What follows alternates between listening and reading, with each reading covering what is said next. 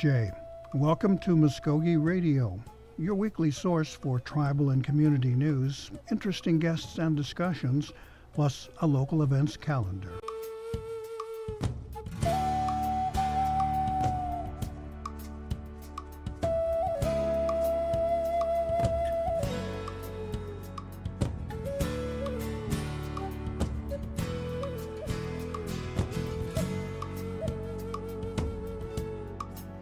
SJ, Stongo, Gary Five, Jaho, Jeff Gados. Welcome to Mvskoke Radio. Come on, silly. I forget it. Welcome to our program here on this wet, cold, rainy, Okmulgee morning. Thank you all for tuning in. We appreciate you joining us here.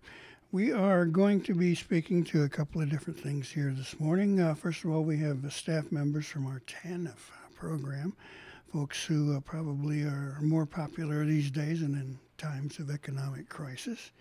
And then in the second half, we'll be speaking with my boss, Angel Ellis, about her recent trip to the Sundance Film Festival.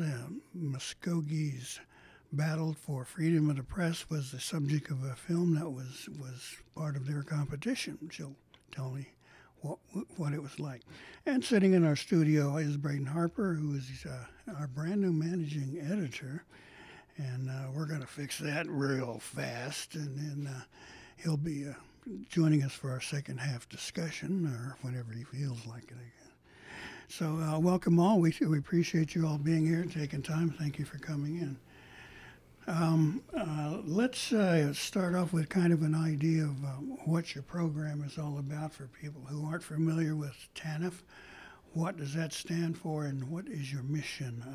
Lauren, you want to lead off there? Good morning. Thank you for having us. I'm Lauren Randall, and I'm the Case Management Supervisor for the Mvskoke Creek Nation Tribal TANF program. And our program is designed to help low-income families. We offer monthly cash assistance grants, and the amount that they receive every month is based on their family size. And in addition to that monthly grant, we have two different kinds of cases. So we've got a needy family case, so that's like a parent with dependent children under the age of 18, and then we have child-only cases, and those are caretaker relatives, so grandparents with custody of their grandchildren, or any kind of situation similar to that. First of all, tell us what TANF stands for. So it's temporary assistance to needy families, or native families, we like to say. Yeah, sometimes they're one and the same. Yes. Okay, Mark Pendergrass is a program manager with that department. Now, what is your job in? Are you like boots on the ground handling cases? I am, of course, like I said, I'm the manager, so I kind of oversee the whole program and make sure that we do stay in compliance with our federal guidelines. Lauren since she's a case manager supervisor, she's more the person who, she does interact more with the case managers and with the public. I do get involved. A lot of times whenever one of our participants may get mad, and so they'll call me, but I do get involved with some of the decisions if they have questions with the program. There are employees, our staff, and so we have about 23 staff, so we do have to get involved sometime. Well, let me explore that. That's an intriguing thought. People get mad at you. Now, what are these unruly discussions, shall we call them? What are those all about? Somebody not getting enough or not qualifying, or what's the argument there? A lot of times it's someone may not agree with what our guidelines are. Mm-hmm. Our guidelines, since we are federally funded, we do have a strict policy that we have to follow, especially with TANF. Since, like I said, we are 100% federally funded, we do have to have certain documentation submitted to our program to be eligible to stay on the program. A lot of times some participants, may not agree with that. And, unfortunately, in order for us to keep our funding, we do have to ask for certain documentation. And there are some participants, who may not agree with how they receive the assistance as far as having to do the hours. Our program does require hours to be completed if they are what we call a family case. They do have to complete at least 20 or 30 hours a week to stay in compliance with the program. And when we say hours, what do we mean? Like community service sort of things? Well, we call them work participation hours. So that it could include going to actually having a full-time job, part-time job, or doing, what is that called? Work experience, going to school, anything that can help them become self-sufficient. If it's going to help them get some kind of training to be self-sufficient, then that's what we will count as hours. It almost sounds like half our media staff. Now, when we let me go one step further now, when people are upset about having to prove their situation, does that lead to maybe uncovering something like people trying to fake their way through it or giving you false information? We do have some people who do apply, and one of our main thing is for our family cases, we are income based. And so in order to be eligible, you do have to meet a certain income criteria. And so a lot of that we have seen where people do come in, they don't report all the income to us. Okay. And so we do see that, and we do find out. So we do unfortunately have to deny them, or if they get on the program, we find out later, then we do deem it as fraud. And then of course their case will close, and they'll be closed for at least 6 months before they can reapply again. Well, they have to be careful because you're messing around with federal money, and they Yes. take a pretty dim view of that sort of thing. Yes. Lauren, maybe you can give us an idea of the services then that you're able to supply, what you can do to help folks out. Okay. Yes. So for our adults, we offer like job skills training. So if they're going to work and they need, like special tools or equipment or scrubs for, nursing, we can provide assistance with that. If they need a professional license paid for, like a CNA license, we can assist. We can also help, and these are all of these services that I'm speaking about, you have to be on the TANF program to receive these services, to be eligible. We also offer assistance with getting their driver's license reinstated, paying for fines associated with that.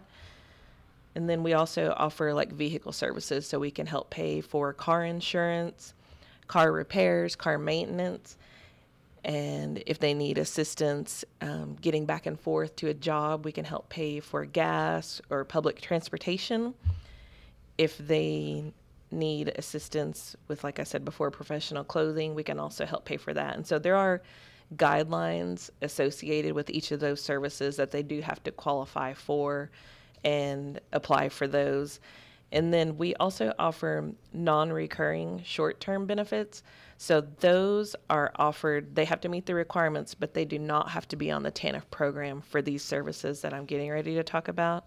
And those are like housing expenses. We could help pay for rent or mortgage assistance, emergency shelter. If they're experiencing homelessness, we can also assist with that. We can also help with utilities and food assistance. And so with all of our funding, we're the last resort, funding of last resort. So they do have to apply like for Creek Nation social services assistance that they offer. Let me ask you about housing there, and Braden, jump in. I know you've worked a story on this. Were you able to help people with federal programs, but they do have limits, right? 90 days or whatever it is.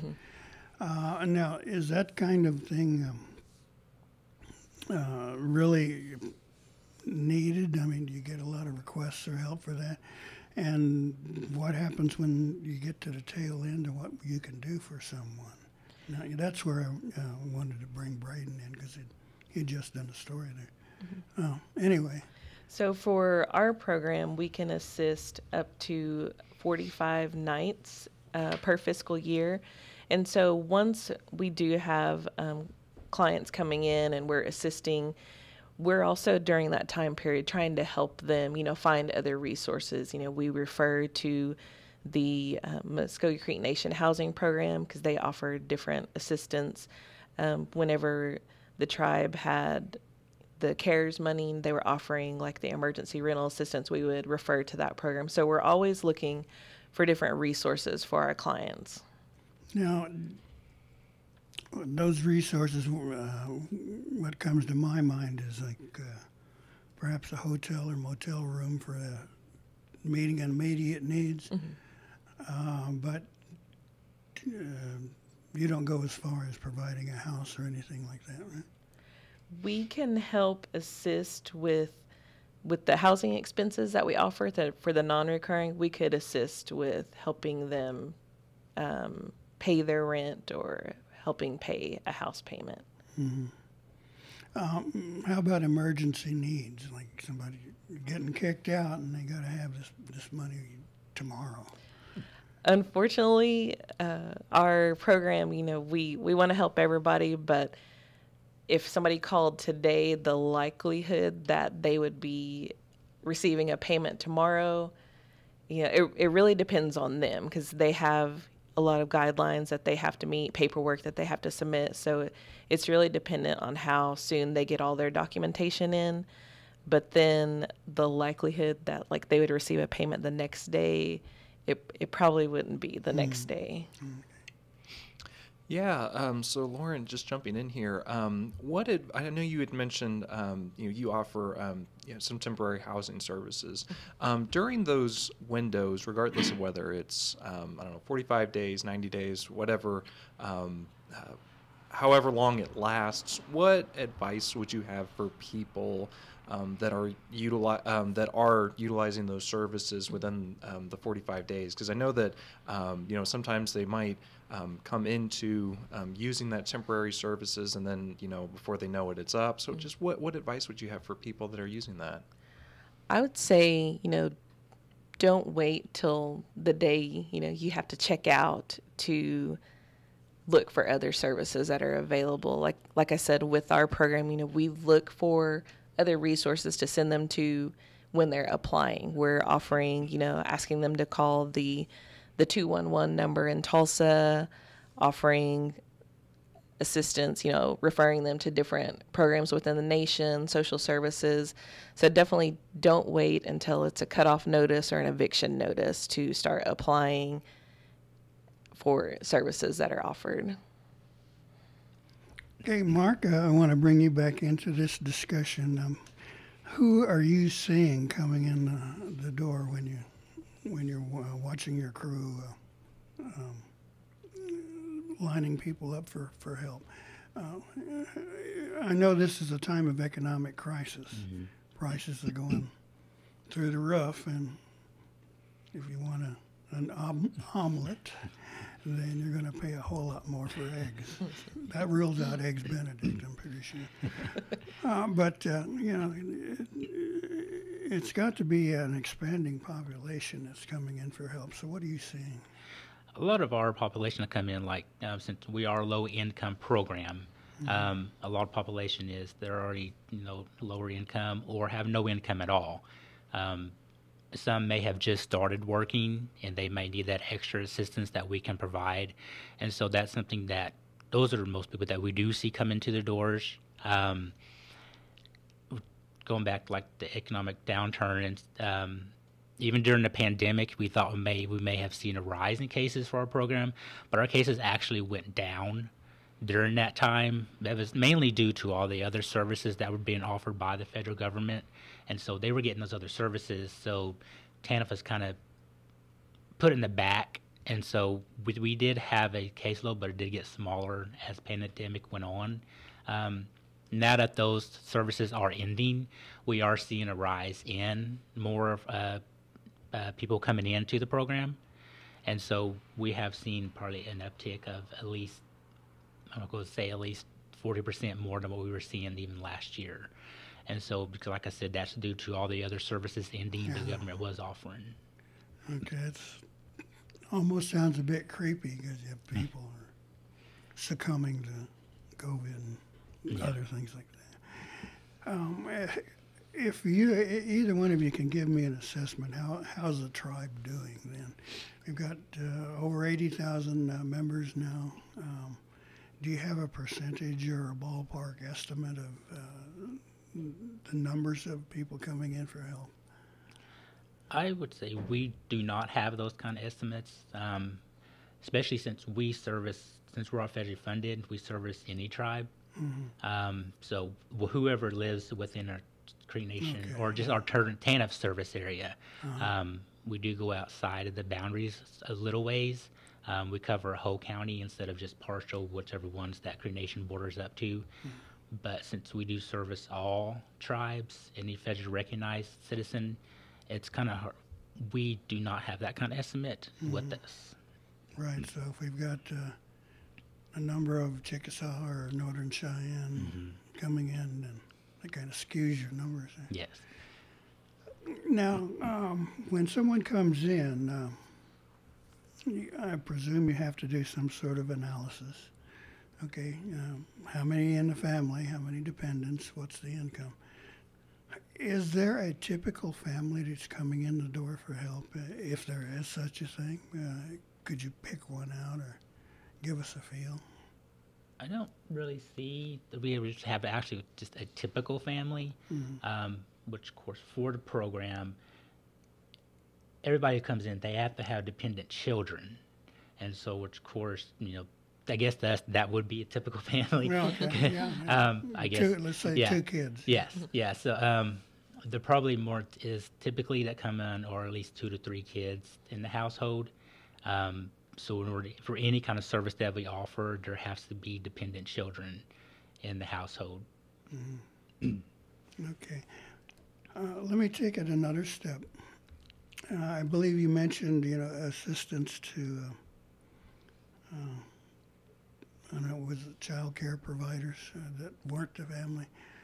I think we're seeing across Indian country, across the nation, a number of situations where young people sort of drop off their kids with grandparents.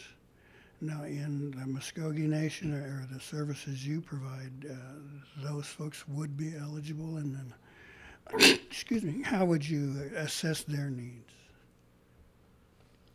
So we do have our child-only cases, and those are, grandparents that have custody of grandkids or another caretaker relative that has legal custody or guardianship of children. So we do offer a lot of youth services. With our program, one of the services that we offer is like when a child is a senior and they complete high school, they can get an incentive for that. We also request report cards for the kids that are on our TANF grants every 9 weeks. And at the end of each semester, if they make an A or B average or have perfect attendance, the children are eligible for an incentive check for that. And then we also offer school clothing assistance if a client's children aren't eligible through their own tribe school clothing program. They could be eligible for ours. We offer also tutoring, school supply assistance. We offer one called a healthy lifestyle allowance, and that can be used to pay for band equipment, if they want to take swimming lessons, or they play basketball for their school. We can help pay for shoes or any equipment that they might need. So we offer a variety of different services also for our children that are on our grants. We can also, one service that we just started offering that we've never offered before is infant and toddler care. So for our older children that are in school, we offered grooming and hygiene assistance. So they're eligible for that every semester. And then this year we started the infant and toddler care. And we haven't had anybody apply for that yet. It's fairly new, so I don't know if many people know about it yet. But that can be used pretty much like diapers, wipes, anything like that that a baby or toddler might need. And then we also started this year a youth employment activity service. So for our kids that are on our grant that might be working, if they need assistance with clothing for a job, or they need to pay for a license or something for a job, we can also assist with that. So Now, those are some. let me ask you. It sounds like there is some potential for abuse in this kind of thing, particularly something in clothing. And, you know, teenager is wanting something more stylish. I understand you can drop $500 on a pair of sneakers these days. Do you try and steer people away from that kind of thing? Or say, you know, if you blow your whole allocation on a jacket, then that's all we can do for you. Yes, when we issue the check to them, they do have to turn in receipts for any service that we offer. So we do see those receipts, and you know, we check into them to make sure, you know, that money was spent and everything for that child. So if there's an issue where, like, we issued money for a child, like let's say like a pre-K child, or, you know, a small child, kindergartner, and then everything that we see on that receipt is for an adult, then we're going to take that money back. Is it tough to collect it? It's not, because we process their monthly grants every month. So whenever we have a situation like that where we have to take the money back, we either take it back from their next monthly grant, or whenever they do those work participation hours, they can receive an incentive every week if they want, or they can choose to receive that all in one lump sum every month. So we'll take that money back that's owed to us from So that. there is some oversight in how people use your resource? Yes, there is. Yes, yeah, Okay. because since we started in 2008, and so as the program grew, we saw those kind of situations coming up, and so our program did have to grow with that, and so we always had to look at, okay, what can change, and what other services can we offer, and so we know that with the more services that we offer, we know that there's more that we had to look at in order to make sure that it was being spent correctly and on the correct items, I guess, especially for the children. Right, with the spread of so many designer label kind of thing, and popularity of celebrities wearing something, do you run into that much, or people pretty much play by the rules? I would say for the most part, they do play by the rules. We do have some cases every now and then where they like that they'll blow, you know, the whole $250 for school clothing on one or two items, and unfortunately, that's all we can assist with for that year, that school year. So Well, I understand a pair of designer ripped jeans can go for $200, right? yes, And we used to be, as a kid, we could get ripped jeans without having to. yeah. Sometimes that's all we had to wear. All right, now, if someone was interested in making an application, what kinds of things must they bring in to show you? I know we've kind of touched on it, but let's kind of concentrate on it. So to be eligible, you must bring in what? To be eligible, you must be, of course, enrolled in a federally recognized tribe, or at least one person will be called assistance unit, whether it's a parent or a child. We do have several cases where the parent is non-native, but the child is, and so that child does qualify that household to be on the program. So that is one stipulation. Like I said, they must have dependent children. If it is a single parent, they must provide some kind of custody documentation. We do ask for at least 3 proofs. That could be food stamps, that could be WIC, that could be child care or school enrollment verification, just showing that they do have custody of that child. Another thing is Social Security cards. We do require Social Security cards for everybody in the household, and birth certificates. Those are, along, of course, with residency, because they do have to, that live within the Cree Nation's boundaries, or I would say TANF service area, not necessarily Cree Nation boundaries.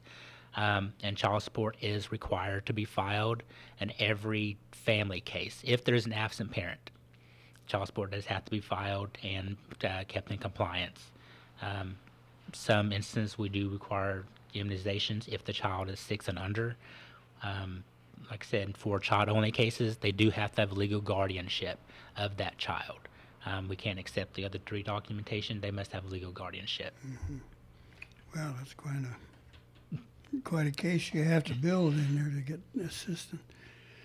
Okay, now we have covered a lot of ground here, and is there anything here that you think you need to mention that we haven't discussed yet? I would say for the services that Lauren was talking about, like she did mention that, those services that we offer, you do have to be in a TANF program. And what she was saying, the non-recurrent short-term, you do not have to be in a TANF program, but it is income-based. And so we do look at least 300% of the federal poverty guideline, depending on how many is in your household. So we do look at that. Another assistance that we'd offer is called diversion assistance, and those are for families that are either working or are about to start working, who've gained a job but haven't started yet, and they may have some kind of barrier that's keeping them from potentially not keeping that job or getting that job. Those right there, that's 300%, but we only count 75% of a person's income with that. Well, let's take an example here if we can. You've got mother and father and 2 kids. What would be the cap on their income where you would say yay or nay?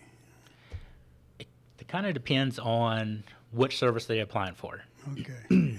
If they are working and they want to apply, they cannot actually be on the program itself. They cannot, let's say it's a family of 4. They can't bring home we only count half a gross monthly income. So they can't make more than $636 a month. That's just half of the gross monthly. So if they make $1,200 a month, we're going to count $600, but we're also taking off $300 of cost of living off that first check. And so we're not that's first check, but off their income. So they could be eligible to be on the program, and then as soon as they come on the next month, they may not get a grant, but they can still be on the program to receive the incentives and other services. Okay, so if they're only bringing in $600 a month, they certainly are going to need some help. Yes, yeah, and then those right there, like I said, we're only going to count half of that. All right, well, we're going to have to wrap this up now. Let's retrace the steps here. Now, if someone was interested in applying for your programs or finding out if they were eligible or just wanted some further information, how do they get in touch with you?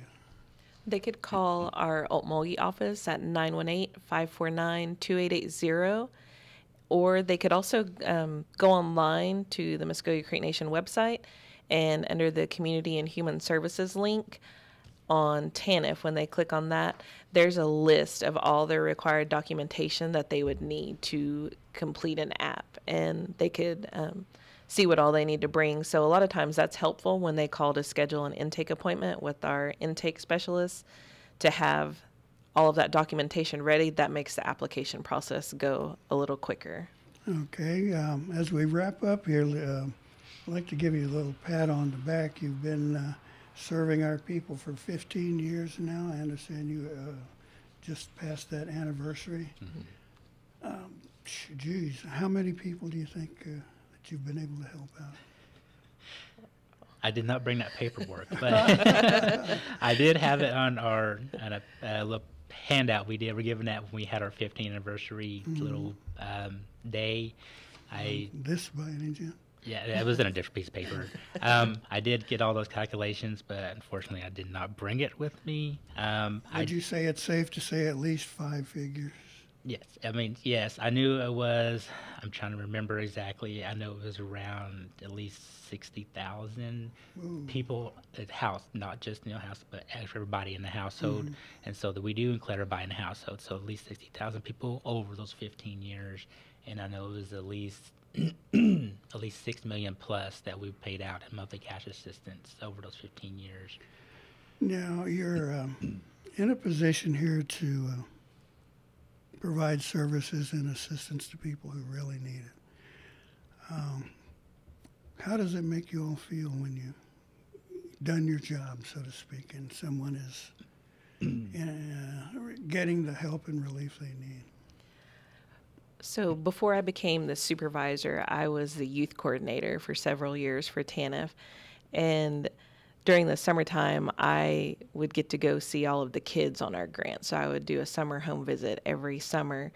So just getting to see those kids, and they would thank me for, and thank the program for providing assistance for services that they may not otherwise been able to do, you know, playing band or being in the band. And, you know, we bought instruments, or we have kids who play sports, and we've paid, you know, their league fees, really expensive fees that they may not otherwise be able to pay for.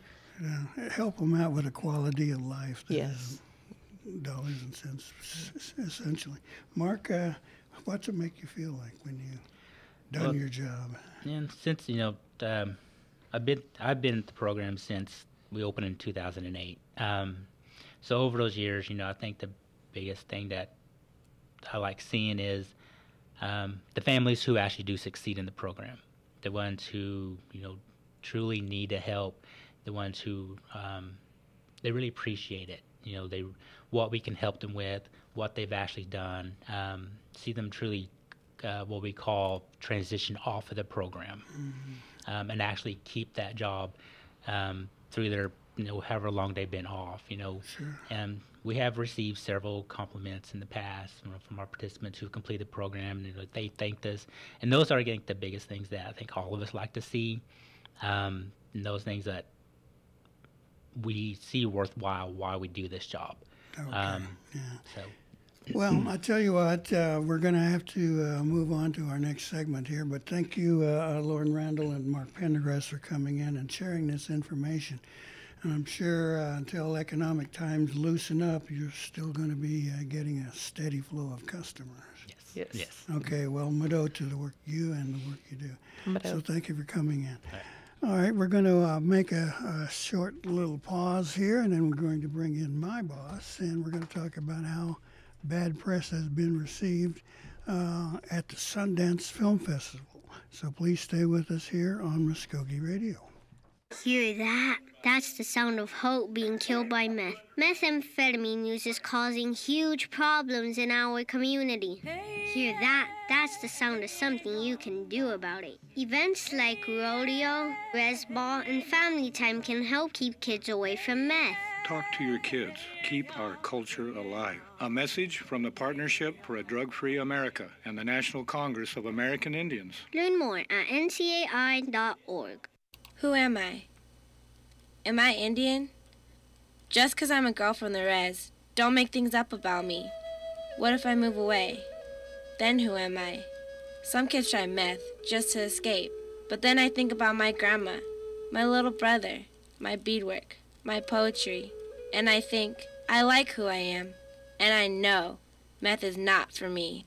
Check out ncai.org, a message from the Partnership for a Drug-Free America and the National Congress of American Indians.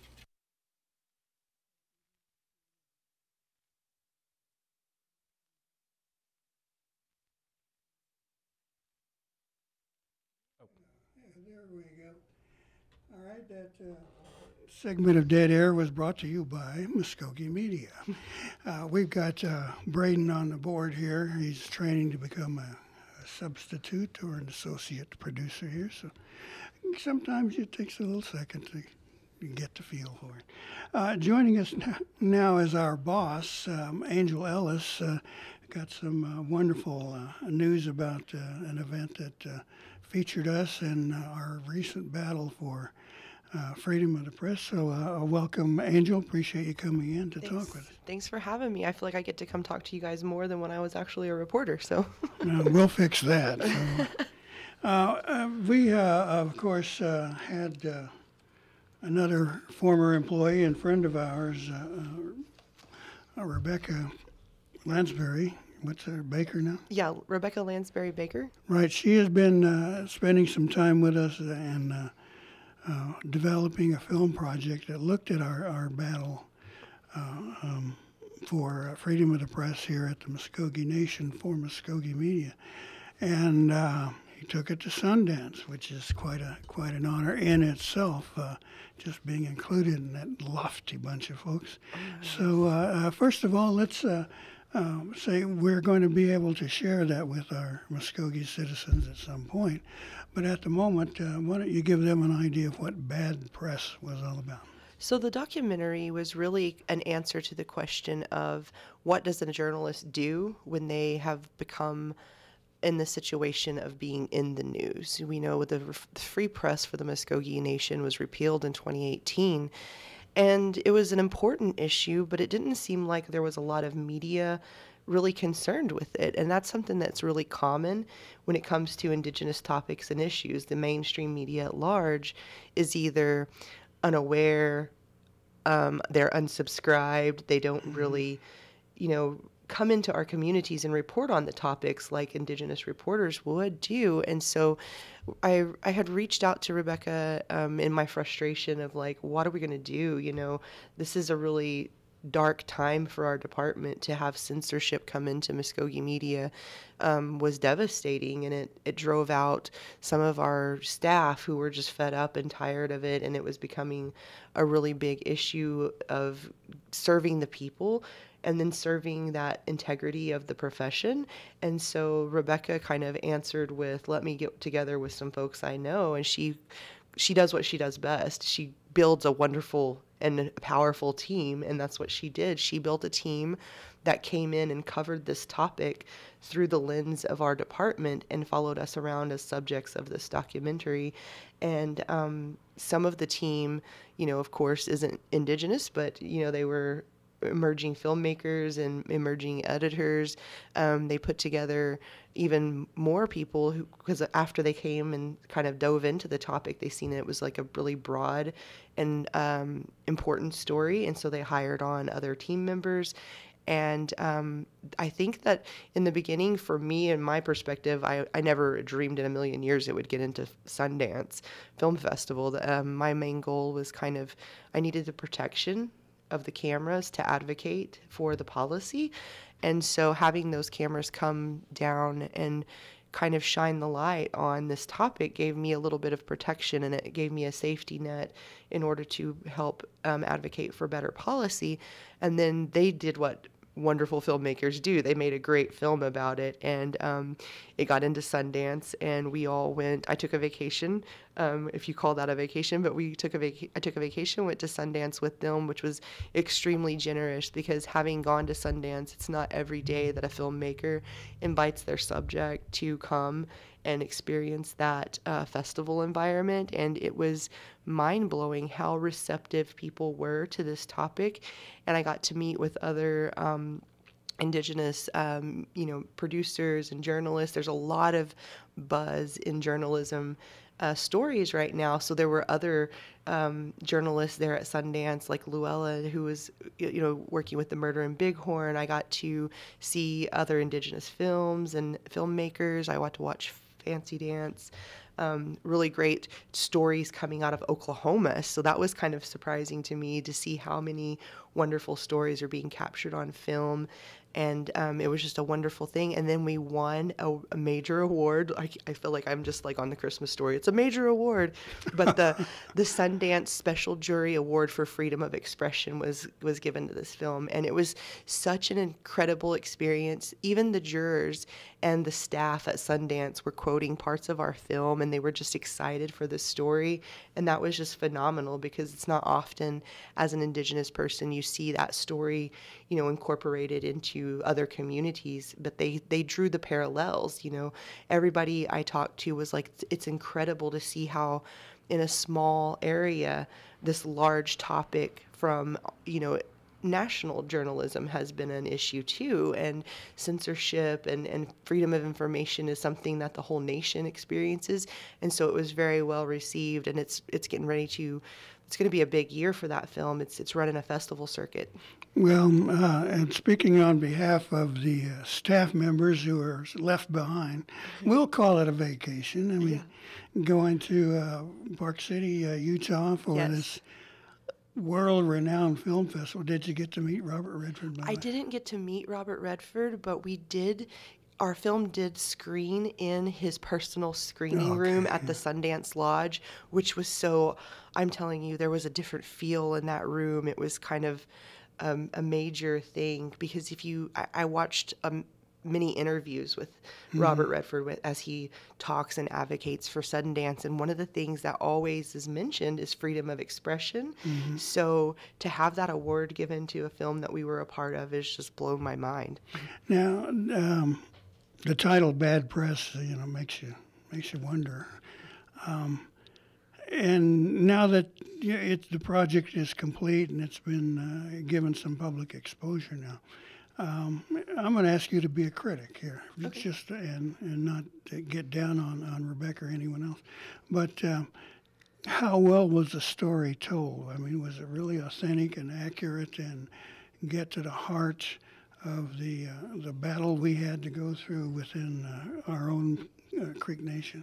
Having lived through it, I know that there's so much of it that didn't make it into the final film, and it's a matter of, in my mind, I feel like they did a great job of narrowing into the topic of the policy of free press, because there was a lot of other surrounding issues that they could have included. But then I got to speak with the editor on the film, Jean, and kind of understand her process and how if it didn't directly affect that policy, they had to cut it out to get it all into a certain time frame. And I think they made magic.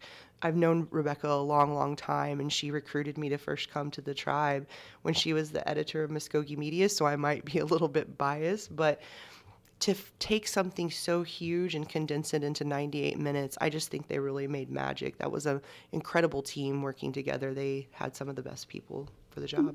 Now, I viewed a section of the film this morning, and I have to say that I was really impressed with seeing myself.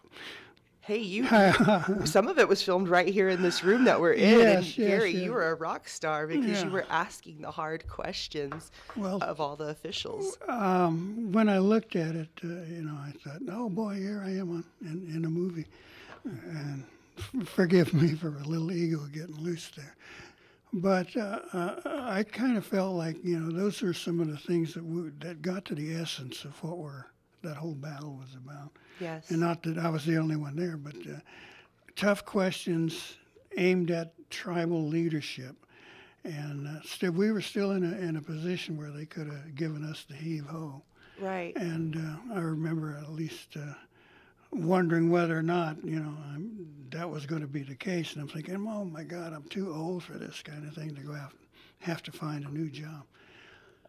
But I was wondering, I didn't see, I got through, let's say, about 2/3 of it. And I was wondering if it was going to get any tougher and put another example of that kind of back and forth between us and administration.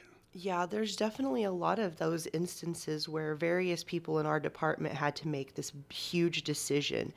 Did we continue with the ethics of our profession, or did we preserve our paychecks? And what you see over and over in that film is there's many of us who just stayed in there and risked it all, like you said, at the age that you are, having to start over. And I've had to do that in my career, just completely scrap and start over. And it makes you wonder about the future of the profession and how you can impact that for the next generation coming behind. Because if we're experiencing it, it's been experienced for 30 or 40 years by the people who've run this newspaper, right? And they didn't always have the luxury of having the connections of getting the cameras in the room. They didn't always have that, citizen support behind them because the citizens didn't know. And really what I think the film revealed is that it takes, almost generations to come and build on something before a story is really ripe to be told. And that the fact that we had so many people stay in the department and commit to the ethics and telling the truth meant that it was at its ripest point. And I'm so grateful that they got the cameras down here and captured that, because we were kind of in a situation. There's a part in the film where I reach out to other journalists trying to leak the story of what's happening, and there's not a whole lot of response.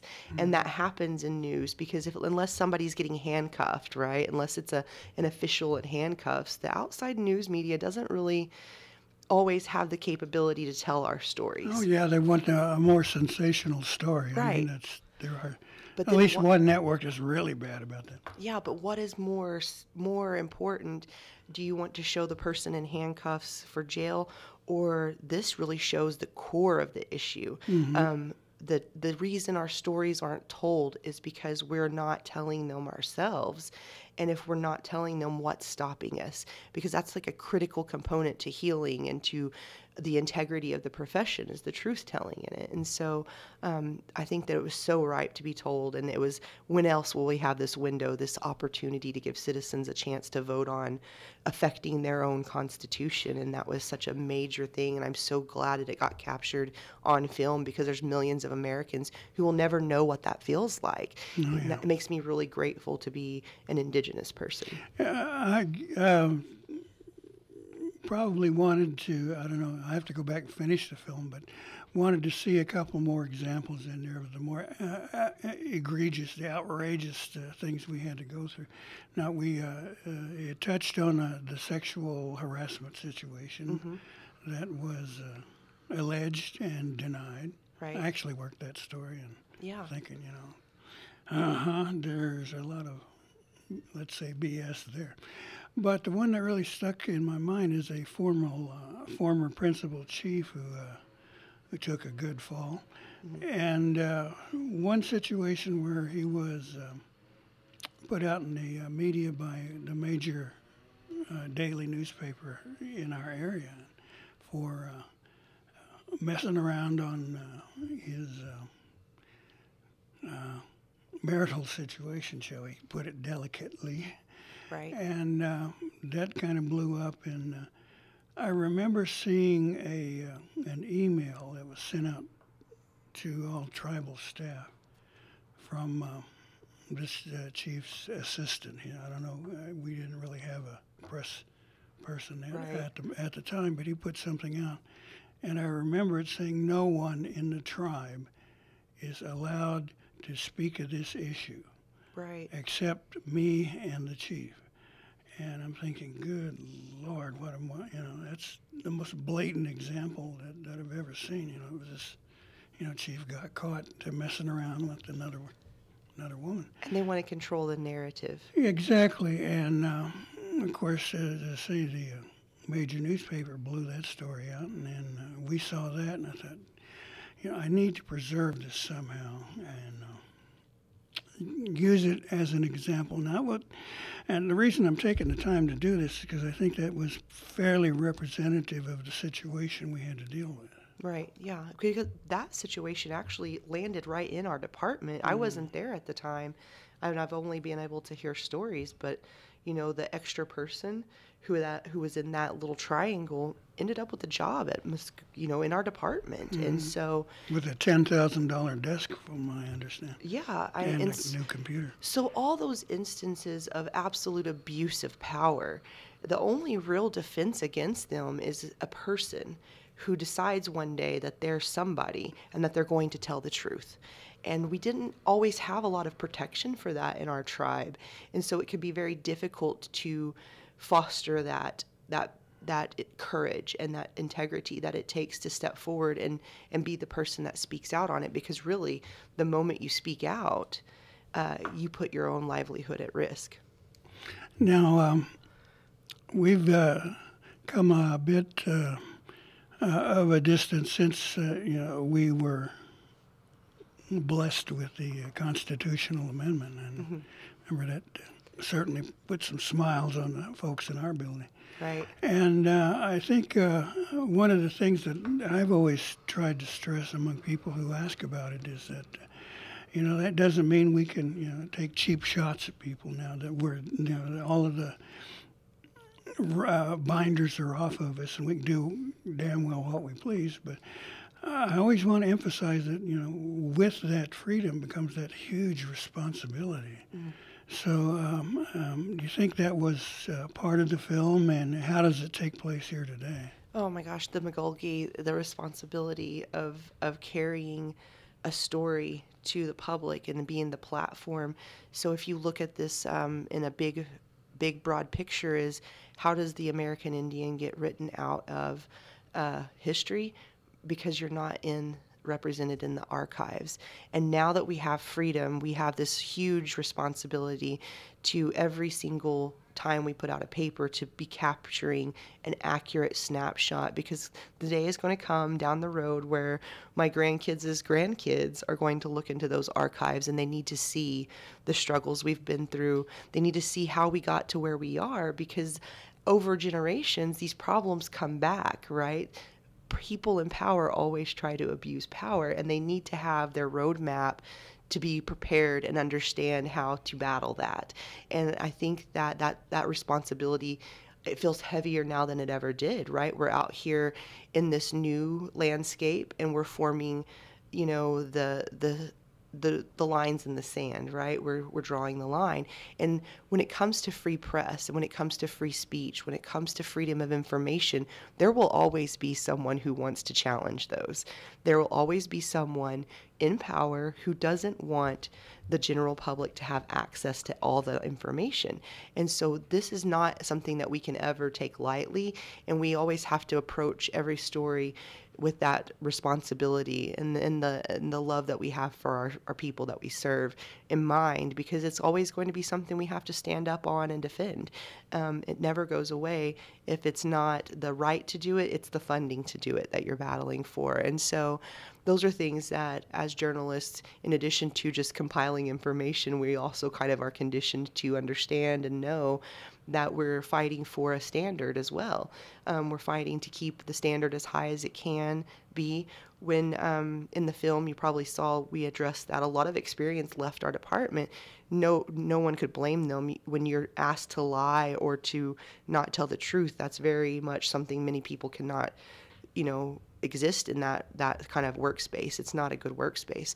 And so when they leave, you have to rebuild.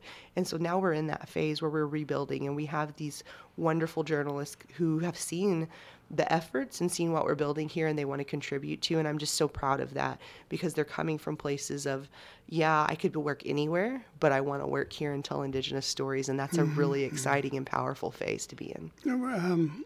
As you were relating the challenges we have to deal with, one that always comes to my mind is the sin of omission. Right. Like, don't do that story or leave this out, this kind of thing. Those are the stories that have always haunted me the most, the ones that were just too ill-equipped to handle. And so those are hard to do. We just recently did a really hard-hitting story where a citizen called us, getting evicted and will be homeless. And it's like, if we don't do it, if we turn a blind eye there, have we served our people?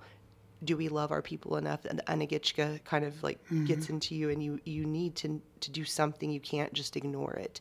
And that drives a lot of the work of journalists. I don't think people always understand the heart of it, but that's where it lies. And so whether it's hard or not, we often sacrifice popularity and friendship to tell the truth. And because omission is not a standard that we want to, we're not comfortable with it. Let me pull Braden into our discussion here. Now, you mentioned the housing story. I received that call one afternoon and brought it into you, and then Braden actually worked that piece. Now, and for Braden, for you, was that kind of an example of how you carry out your responsibilities? Oh, and by the way, to our listeners, let me congratulate him on being named our new managing editor. So congratulations there, and too bad, sucker. But working that story, did that kind of embody your responsibilities? Oh, yes, absolutely, Gary. I think that, that was definitely a hard story to cover. I think mostly from the emotional from an emotional aspect. We are journalists, but at the same time, we're also human, so it's hard not to empathize or sympathize with our subjects. But I would definitely say that is certainly an example of our responsibility of covering hard news of, if there are citizens being evicted, that we're on a program sponsored by the tribe, we need to investigate that or look more into that and see, like, well, why is this happening, and how can the tribe do better? Certainly, those are always stories that we are looking out for here at Mvskoke Media, and as my new position as the managing editor, I understand that diversity in news coverage is top priority. Now, in that position, in the last couple of minutes we have there, what's going to be your direction here? What is your ambition, or how do you see you carrying out those responsibilities? What are you going to do now as the new managing editor? Absolutely. What am I going to do in regards to moving forward? I think ultimately, we certainly just want to make sure that first and foremost that coverage is, diversity of coverage, but also that news is being carried out in, as soon as possible. We want to make sure that we're covering all platforms. We want to make sure that, obviously, we have the biweekly newspaper, but we're also providing news coverage on social media platforms and, of course, the website.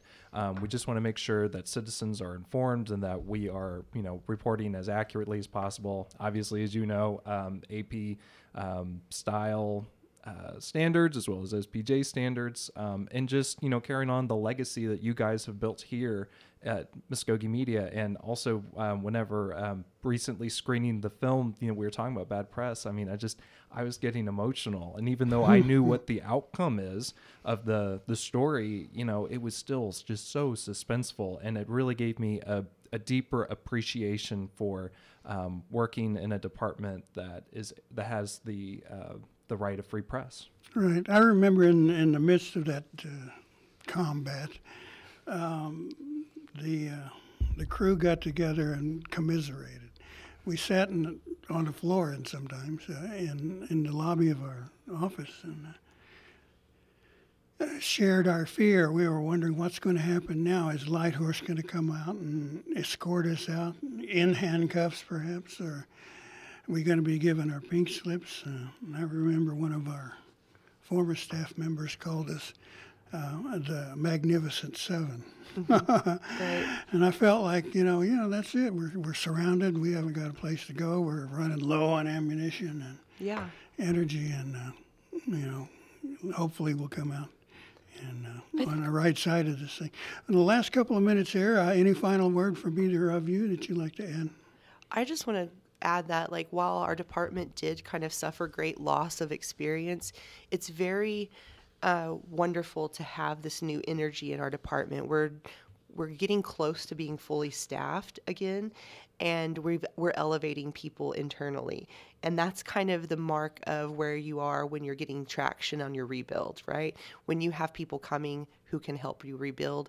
And I love that our newer staff do not have the fear in the backs of their minds that we experienced when we were going through the trauma of all that. Yeah, we'll fix that. Bryden, any last word? Not particularly. I certainly hope that if the citizens out there are interested in seeing this film, that hopefully there will be opportunities in the future to see it. Okay, well, we're going to wrap it up here, and as I do that, we're starting to get notices on one of our greatest functions of the year, the Wild Onion Dinners. Coming up March 4th, Salt Creek Methodist Church in Holdenville will be holding their Wild Onion Dinner, and I'm sure there are others to come. All right, I wanted to say we're glad that they're back, and I'm going to go out and get some tafambachi. I can't wait. It's the most wonderful time of the year. Okay, well, then we put another one here in the can, and we'll break Braden in on running engineering our program. He won't be quite so nervous running the mics up or down, so don't worry about that. I think that in the coming future, we're going to try and pull maybe an excerpt or two from the film if we can do that. Huh. And we don't want to be harping on that particular subject all the time, but it is so nice to work in a place where we can do that. Fulfill our own personal responsibilities to our profession. And absolutely. We're starting to get some recognition for what we do, too. SPJ gave us a nice little bit a couple months ago, and we're going to recover. And we want to hear from our public too. If you've got story ideas or something, give us a call. We can't guarantee anything and won't, but the more we find out, the better off we'll be. So we'll say that'll wrap it up for us. So join us again for another program, Mvskoke Media and Mvskoke Radio here.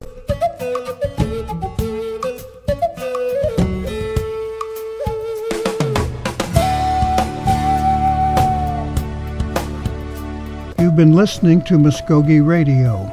Join us again next week for more local, tribal, and community news and updates. Mado.